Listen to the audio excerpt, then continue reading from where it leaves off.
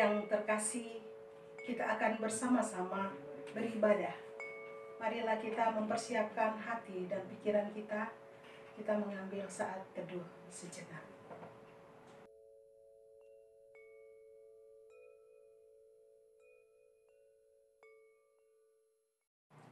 Saudara-saudara yang dikasihi Tuhan, hari ini kita memasuki Minggu Paskah kedua. Bersama-sama kita akan mensyukuri kembali peristiwa kebangkitan Yesus Kristus yang membawa anugerah kehidupan baru dan damai sejahtera yang sejati. Mari nyanyikanlah pujian, naikkan sembah bagi Dia yang telah bangkit mengalahkan maut. Datanglah dan arahkan pandangan kita kepada Juru Selamat yang hidup. Bersukacitalah. Haleluya.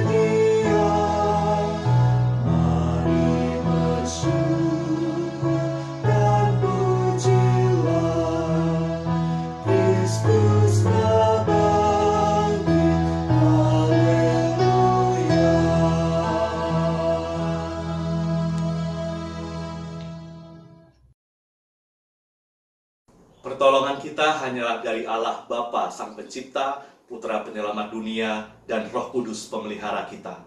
Kasih karunia dan damai sejahtera dari Allah Bapa dan dari Tuhan Yesus, serta dari Roh Kudus menyertai saudara sekalian. Dan beserta saudara juga. Mari kita berdoa. Kepada Allah, sumber dari segala kehidupan, kami datang menghadap kehadirat-Mu. Dalam sukacita mengenang kebangkitan Kristus, kami rindu untuk semakin diperbaharui oleh cahaya kebenaran-Mu. Kebangkitan Kristus adalah rahmat bagi kami yang diundang untuk merayakan damai sejahtera-Mu atas dunia ini. Jadikanlah kami duta damai sejahtera-Mu, ya Allah. Jadikanlah kami semua saksi-saksi Kristus yang mewartakan cinta kasih-Mu di segala situasi dan kondisi kehidupan yang kami alami. Baik di saat suka maupun di saat duka, baik di tengah terang maupun di tengah kegelapan, di dalam nama Kristus kami meyakini penyertaan-Mu. Amin.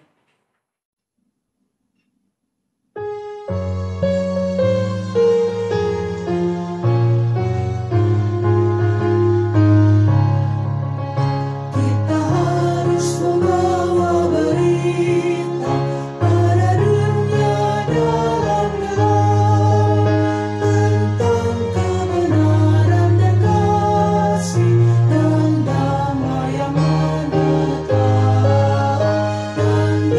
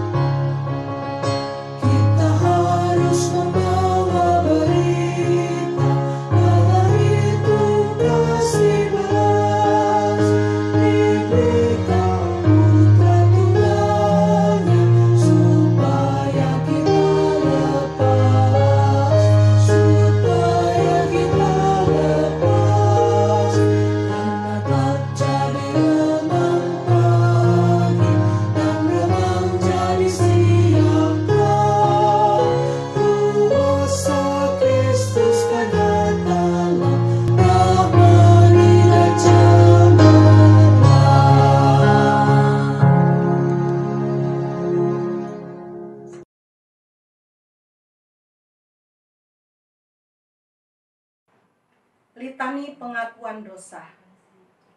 Allah yang maha baik, di dalam rangkulan cinta kasih-Mu, kami mengharapkan pengampunan dan perkenanan-Mu sebagai anak-anak-Mu yang rapuh. Terkadang kami belum mampu menjadi lilin yang memancarkan damai sejahtera bagi sesama kami dan bagi dunia ini. Kebangkitan-Mu yang membawa keselamatan sejati tidak kami wartakan dengan sungguh-sungguh melalui sikap hidup kami sehari-hari. Bimbinglah kami ya Allah, agar kami mampu meneruskan damai sejahtera-Mu, terkhusus di tengah situasi dan kondisi dunia saat ini yang sedang bergumul dengan luka dan duka. Di dalam Kristus kami memohon. Amin.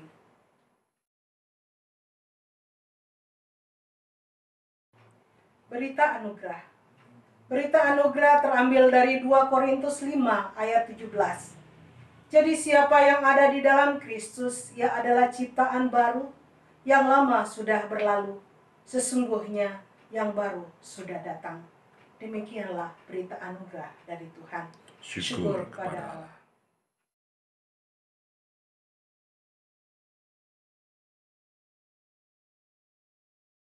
Mari kita berdoa. Tuhan Allah Bapa yang Maha Pengasih, kami bersyukur untuk kesempatan yang indah ini kami boleh beribadah. Kiranya Tuhan menolong kami supaya semakin lekat dengan Tuhan di tengah situasi dan pergumulan hidup yang sedang kami alami. Sebentar lagi kami akan bersama-sama membaca serta merenungkan firman Tuhan. Biarlah Roh Kudus bernaung di dalam pikiran dan hati kami, sehingga kami dapat dengan jelas memahami kehendak Tuhan untuk kami lakukan di dalam kehidupan kami sehari-hari. Tuhan, tuntun hamba-Mu yang menyampaikan di dalam keterbatasan dan kelemahannya, biarlah apa yang dikatakan adalah hal yang seturut dengan kehendak Tuhan saja. Berkati pula para lektor yang membacakan bagian bacaan Alkitab, juga pemazmur yang bersama-sama dengan umat menaikkan puji-pujian untuk memuliakan nama Tuhan. Di dalam nama Kristus dan Roh Kudus, kami menyerahkan rangkaian pemberitaan firman Tuhan ini. Amin. Bacaan pertama terambil dari Kisah Para Rasul 2 ayat 14 dan dilanjut ayat 22 sampai 32.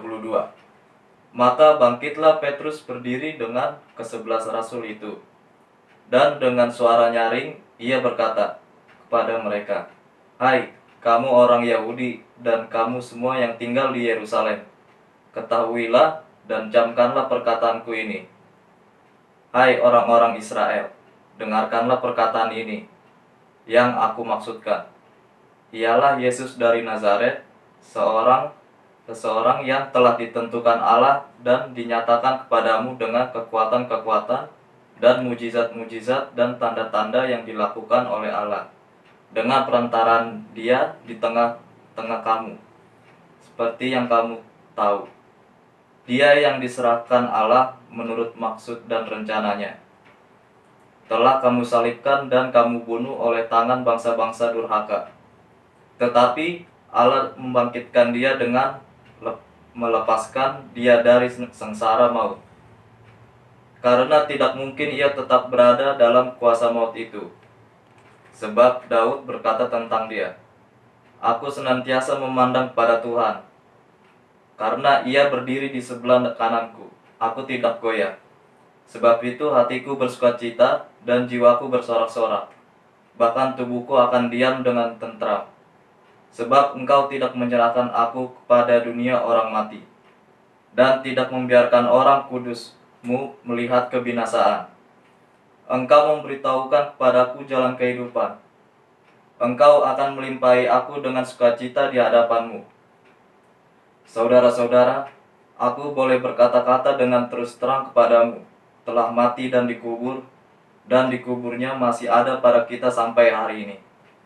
Tetapi ia adalah seorang nabi, dan ia tahu bahwa Allah telah berjanji kepadanya dengan mengangkat sumpah, bahwa ia akan mendudukan seorang dari keturunan Daud sendiri di atas tahtanya. Karena itu, ia telah melihat ke depan dan telah berbicara tentang kebangkitan Mesias. Ketika ia mengatakan bahwa dia tidak ditinggalkan di dalam dunia orang mati, dan bahwa dagingnya tidak mengalami kebinasaan. Yesus inilah yang dibangkitkan Allah. Dan tentang hal itu kami semua adalah saksi. Demikianlah firman Tuhan.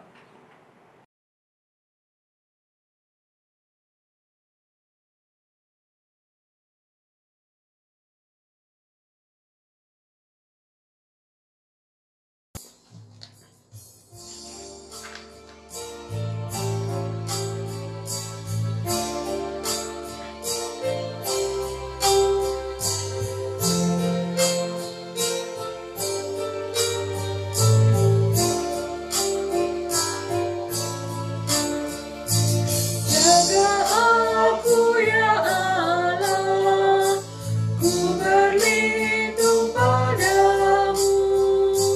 Hanya Kaulah bagianku, tiada yang baik selain Dikau.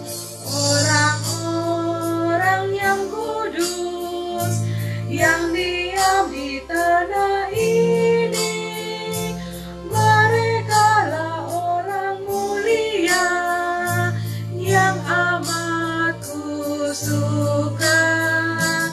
Banyaklah kesedihan pengikutnya Allah lain, korban curahan mereka akan ku jauhi. Tuhanlah bagianku, warisan dan pialaku.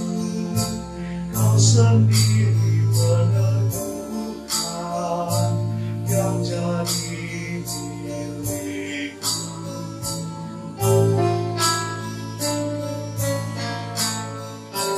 Jaga aku ya Allah, ku berlindung padamu. Hanya Kaulah bagianku, tiada yang baik selain Dikau.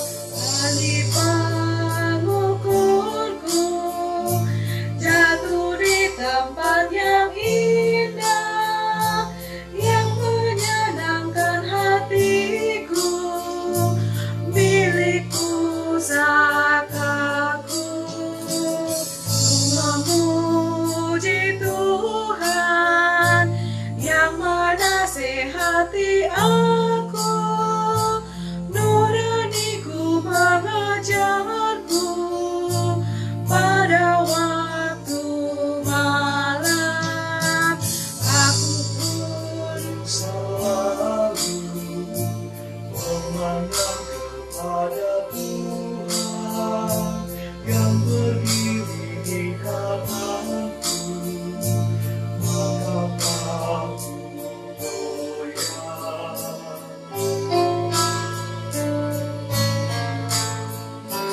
jaga aku ya Allah, ku berlindung padamu. Hanya Kaulah bagianku, tiada yang baik selain Dikau. Hatiku bersorak, dengan tantramku berdiam. Hanyatkah Kau serahkanku pada kematian? Kau tunjukkan padaku sebuah jalan kehidupan, sukacita pun melimpah dalam hadirat-Mu.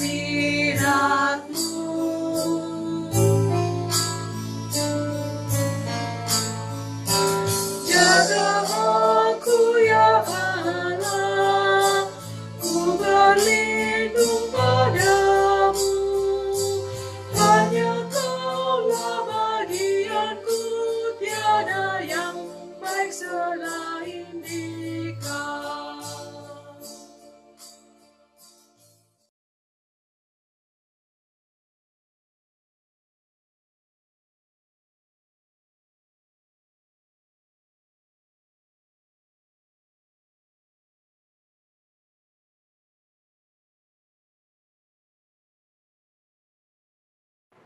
Bacaan kedua kita ambil dari 1 Petrus pasal 1 ayat 3 sampai 9. Terpujilah Allah dan Bapa Tuhan kita Yesus Kristus, yang karena rahmat-Nya yang besar telah melahirkan kita kembali oleh kebangkitan Yesus Kristus dari antara orang mati kepada suatu hidup yang penuh pengharapan, untuk menerima suatu bagian yang tidak dapat binasa, yang tidak dapat cemar, dan yang tidak dapat layu, yang tersimpan di sorga bagi kamu, yaitu kamu yang dipelihara dalam kekuatan Allah karena imanmu, sementara kamu menantikan keselamatan yang telah tersedia untuk dinyatakan pada zaman akhir.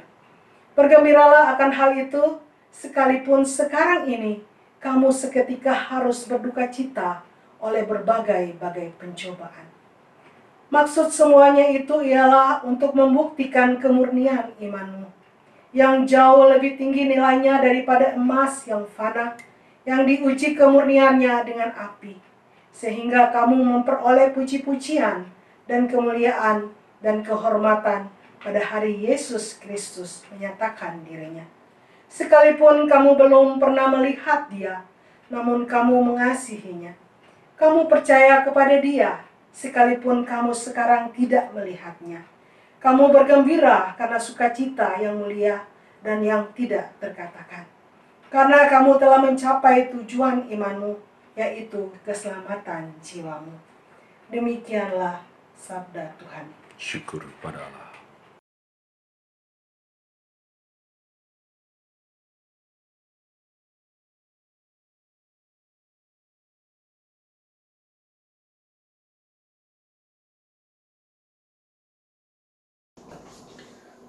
Pembacaan Injil diambil dari Injil Tuhan kita Yesus Kristus menurut Yohanes pasal 20 ayat 19 sampai dengan ayat yang ke-31.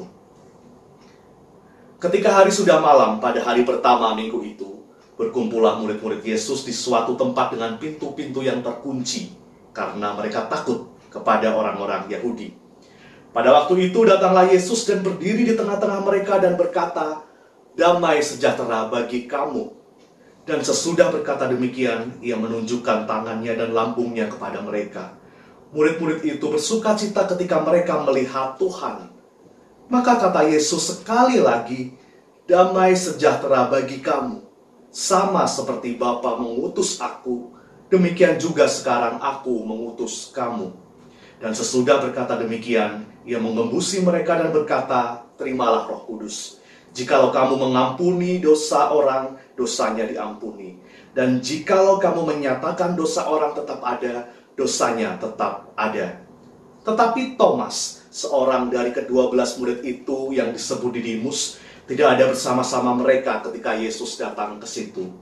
Maka kata murid-murid yang lain itu kepadanya, "Kami telah melihat Tuhan." Tetapi Thomas berkata kepada mereka, "Sebelum aku melihat bekas paku pada tangannya, dan sebelum aku mencucukkan jariku ke dalam bekas paku itu, dan mencucukkan tanganku ke dalam lambungnya, sekali-kali aku tidak akan percaya." 8 hari kemudian, murid-murid Yesus berada kembali dalam rumah itu, dan Thomas bersama-sama dengan mereka. Sementara pintu-pintu terkunci, Yesus datang dan ia berdiri di tengah-tengah mereka dan berkata, "Damai sejahtera bagi kamu." Kemudian ia berkata kepada Thomas, "Taruhlah jarimu di sini, dan lihatlah tanganku. Ulurkanlah tanganmu dan cucukkan ke dalam lambungku, dan jangan engkau tidak percaya lagi, melainkan percayalah." Thomas menjawab dia, "Ya Tuhanku dan Allahku." Kata Yesus kepadanya, "Karena engkau telah melihat aku, maka engkau percaya. Berbahagialah mereka yang tidak melihat namun percaya."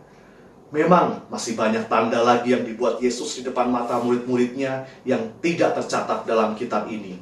Tetapi semua yang tercantum di sini telah dicatat supaya kamu percaya bahwa Yesuslah Mesias, Anak Allah, dan supaya kamu oleh imanmu memperoleh hidup dalam namanya. Demikianlah pembacaan Injil Tuhan kita Yesus Kristus. Yang berbahagia adalah kita yang merenungkan dan memelihara firman Tuhan di dalam kehidupan kita sehari-hari. Haleluya. Haleluya, haleluya, haleluya.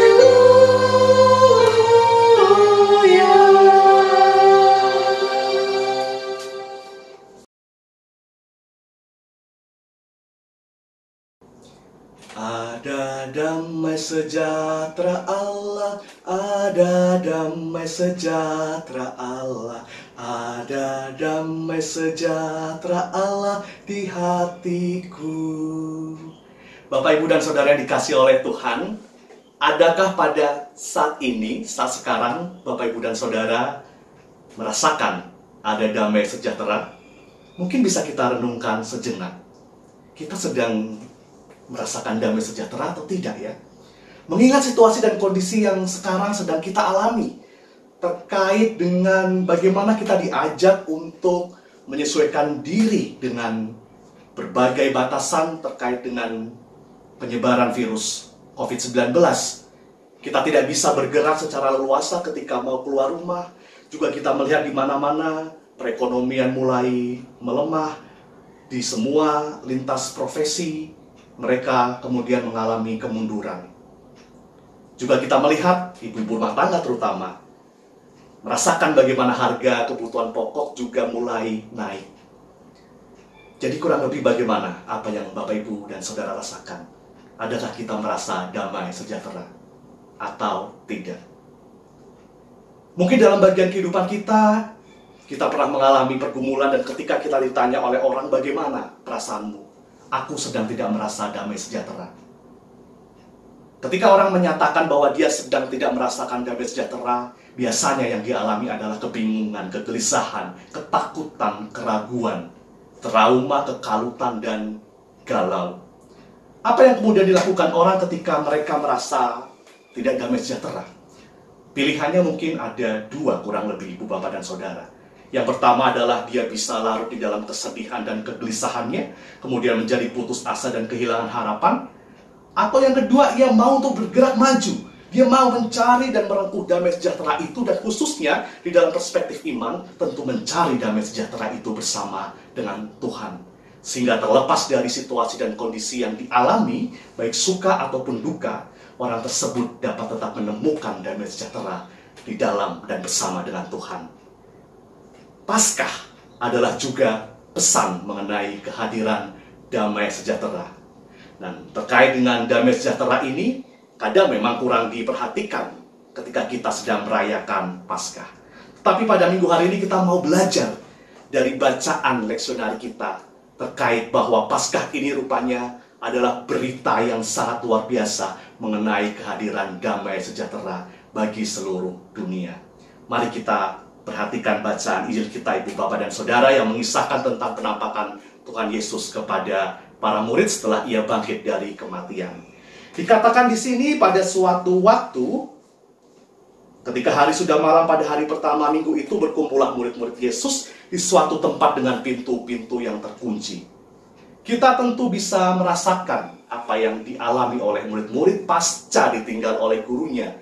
Bagaimana mereka mengalami juga ketakutan, kegelisahan, kebingungan. Bagaimana sekarang kita? Guru tidak ada lagi bersama dengan kita. Sementara orang-orang Yahudi mungkin mereka bisa menangkap kita. Kita bisa memahami ketakutan mereka sehingga mereka harus bersembunyi di sebuah ruang yang dikunci rapat. Mirip-mirip dengan kita ya, Ibu, Bapak, dan Saudara, yang harus menjalani lockdown. Bagi sebagian orang bahkan di belahan bumi lain yang kemudian tidak bisa bergerak luasa dan harus bersembunyi demi supaya mengurangi penyebaran virus COVID-19. Para murid takut, para murid gelisah, para murid bingung. Tetapi justru di tengah kondisi yang tidak damai sejahtera ini, Tuhan Yesus hadir di tengah mereka. Tiba-tiba ia memberikan salam, damai sejahtera bagi kamu. Damai sejahtera atau eirene atau shalom, yang artinya adalah sebuah keselamatan, kedamaian, ketenangan. Apapun situasi dan kondisinya, ia tetap mau untuk bersikap berpaut kepada Tuhan. Tuhan Yesus kemudian menunjukkan tubuhnya, bekas lukanya, menunjukkan bagaimana tubuh ini adalah tubuh yang benar-benar disalib, mati, dan kini bangkit. Dan murid-murid bersuka cita ketika melihat guru mereka saat ini sudah bangkit. Jadi kita bisa melihat pergeseran yang tiba-tiba dan mengejutkan. Dari yang tadinya tidak damai sejahtera, kemudian menjadi sukacita karena melihat guru mereka sudah bangkit. Dan Tuhan katakan sekali lagi, ia ingin menegaskan sekali lagi, damai sejahtera bagi kamu. Dan yang menarik bahwa Tuhan tidak hanya memberikan penegasan mengenai damai sejahtera ini, tapi juga memberikan berita pengutusan. Sama seperti Bapa mengutus aku, demikian juga sekarang aku mengutus kamu. Sama seperti Bapa mengutus Tuhan Yesus. Tuhan Yesus diutus untuk mewartakan cinta kasih Allah kepada seluruh dunia. Keselamatan yang juga kita rasakan saat ini. Berarti para murid juga diutus untuk mewartakan kabar baik itu. Cinta kasih dan karya kasih Allah bagi keselamatan dunia. Para murid kemudian mewartakan berita kebangkitan ini dari praktek pertama para murid, yaitu Bapak dan Saudara, kepada teman mereka, Thomas, yang pada waktu itu tidak hadir bersama dengan mereka. Mereka menyampaikan kabar bahwa Tuhan Yesus sudah benar-benar bangkit. Tetapi rupanya Thomas tidak mudah percaya sebelum melihat sendiri bekas luka di tangannya dan mencucukkan tangan Thomas kepada bekas luka di lambung Tuhan Yesus. Dan bukankah Thomas juga seringkali mewakili kemanusiaan kita yang lemah dan rapuh, yang tidak mudah percaya ataupun bergantung kepada Tuhan sebelum kita melihat bukti fisik pertolongan ataupun penyertaan Tuhan di dalam kehidupan kita. Tetapi Tuhan rupanya juga mengenali persis kebutuhan para murid, termasuk juga kebutuhan Thomas. Sehingga pada saat yang tepat Tuhan kembali hadir, menjumpai dan menyapa para murid, dan sekali lagi untuk ketiga kalinya menyatakan salam damai sejahtera bagi kamu. Dan kemudian kepada Thomas secara khusus ia menunjukkan jati dirinya, tubuh fisiknya kepada Thomas. Dan Thomas pun akhirnya tanpa ragu lagi menjadi percaya dan ia berani untuk mengakui imannya, ya Tuhanku dan Allahku. Menarik juga kemudian Tuhan katakan, karena engkau telah melihat aku maka engkau percaya. Berbahagialah mereka yang tidak melihat namun percaya. Tentu kita sekarang juga mau percaya ya Bapak Ibu dan Saudara kepada perkataan Tuhan, penegasan Tuhan akan kehadiran damai sejahtera. Ada 3 pesan firman Tuhan yang saya ajak Bapak Ibu dan Saudara untuk merenungkan bersama-sama pada minggu hari ini. Yang pertama Ibu Bapak dan Saudara, bahwa Paskah mengandung pesan tentang penegasan akan kehadiran damai sejahtera Allah di segala situasi dan kondisi yang kita alami. Mungkin di saat yang mengenakan, di saat yang aman, di saat yang baik kita mudah merasakan damai sejahtera. Tapi bagaimana ketika kita sedang berhadapan dengan situasi yang sulit? Apakah kita akan kemudian mengeluh? Apakah dengan mengeluh kemudian persoalan menjadi selesai? Tentu tidak. Dan bukankah hidup manusia juga tidak hanya diwarnai dengan suka? Kadang hidup kita juga silih berganti, ada duka, ada pergumulan yang datang dan harus kita hadapi. Itu berarti Ibu Bapak dan Saudara, damai sejahtera bukanlah soal situasi dan kondisi tertentu yang kita alami. Damai sejahtera adalah soal sikap hati kita. Bagaimana kita berdamai dengan keadaan, bagaimana kita menerima situasi dengan tetap mau untuk melekat pada Tuhan dan berpengharapan kepadanya, serta berani untuk berjuang bersama dengan Tuhan menghadapi segala rintangan dan halangan yang saat ini sedang kita hadapi. Ini adalah pesan pastoral dari Tuhan Yesus kepada para murid yang harus kita hayati dan kita teguhkan di dalam hati kita masing-masing. Pesan yang kedua Ibu Bapak dan Saudara, bahwa sebagaimana para murid diutus untuk meneruskan damai sejahtera itu ke seluruh dunia, kita pun adalah duta damai sejahtera Allah. Kita diutus untuk mewartakan cinta kasih Allah, karya keselamatan dan pendamainya dimanapun dan kapanpun kita berada, di lingkup yang paling kecil, di tengah keluarga kita, lingkungan, masyarakat, dan gereja kita. Khususnya juga di tengah situasi pandemi virus COVID-19. Gereja juga diundang untuk mewartakan cinta kasih itu secara konkret. Apa yang bisa gereja lakukan untuk menolong mereka yang terdampak oleh pandemi virus COVID-19 ini? GKI Jati Bening membuat sebuah tempat cuci tangan begitu yang bisa digunakan oleh masyarakat umum atau orang pedagang yang sedang lewat di jalan di komplek AL dan bisa menggunakan. Ini adalah salah satu contoh sederhana yang bisa kita tunjukkan sebagai cara gereja juga untuk hadir di tengah situasi dan kondisi yang sulit di tengah lingkungan dan masyarakat kita. Mungkin ke depan, meskipun kita berharap pandemi ini segera berakhir, tapi ada banyak hal yang bisa kita lakukan secara personal maupun secara komunal sebagai gereja untuk memberikan kontribusi positif kita sebagai duta damai sejahtera Allah. Dan yang ketiga, Ibu, Bapak, dan Saudara, Tuhan menyadari bahwa tugas menjadi dutanya itu tidak mudah. Oleh sebab itu Tuhan memberikan perlengkapan. Tuhan menyertai kita dengan Roh Kudus-Nya, supaya kita yang lemah, kita yang rapuh dan terbatas ini diberikan keberanian, tekad, dan komitmen untuk tidak pernah bosan dan tidak pernah lelah memberitakan tentang cinta kasih Tuhan.